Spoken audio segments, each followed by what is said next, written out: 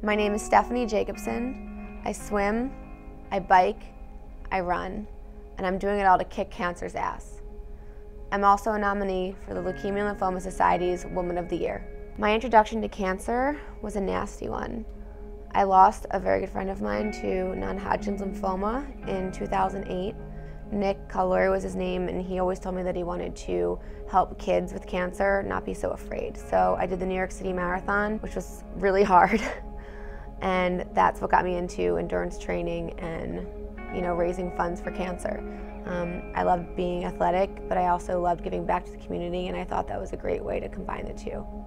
A few years after I ran the New York City Marathon in Nick's memory, a friend of mine from work passed away from leukemia, and I knew that again it was time to do something because I felt just drawn to the cause, and I had a need to help do something about it. So I signed up for the New York City Triathlon.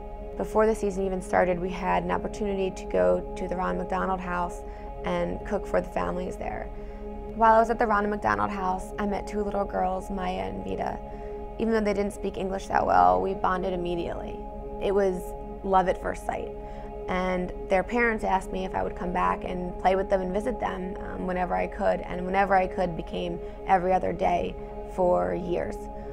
They were back and forth at treatment at Sloan Kettering, so I would take them to baseball games. I got them on the Jumbotron.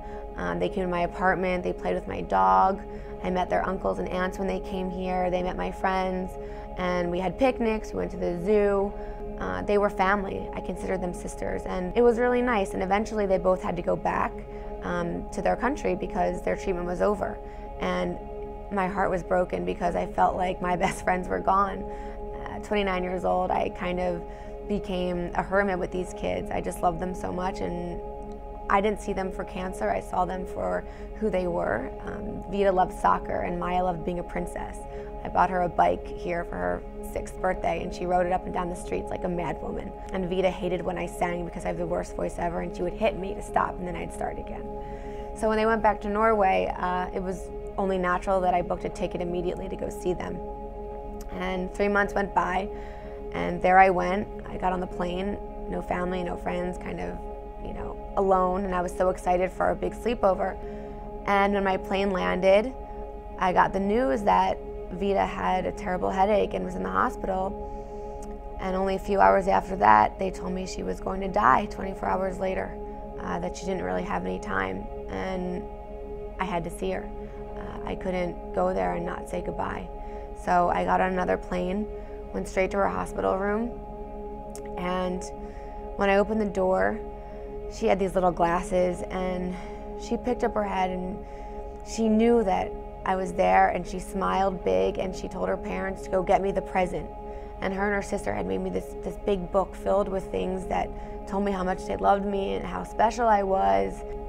She was just so glad that I was there to say goodbye, and I just can't explain how unready I was to let go of her. And to this day, I still am not ready to say goodbye, and I'm so angry about it.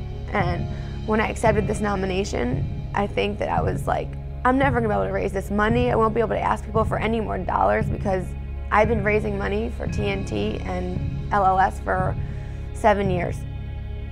And then I think about Vita, and I think about everybody else who had to say goodbye to someone, and I get upset and I get mad because there's no cure, and we have, treatments right now that are making it worse to be alive than dead, I think. So that's why I'm running. And Vita passed away, and she was ready to go. And Maya is still alive after they told me time and time again that she wouldn't be. I've seen her for 2 Christmases and surprised her.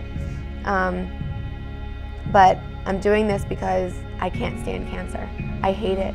And as someone who doesn't have it, I feel that I've been touched by it in so many ways. And now anybody who has cancer, I feel like I've been a source for them to help raise money, to help meet people or find someone to do something about it. And this is my way of giving back.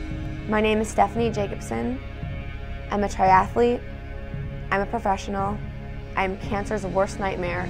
And I'm running for the Leukemia and Lymphoma Society's Woman of the Year.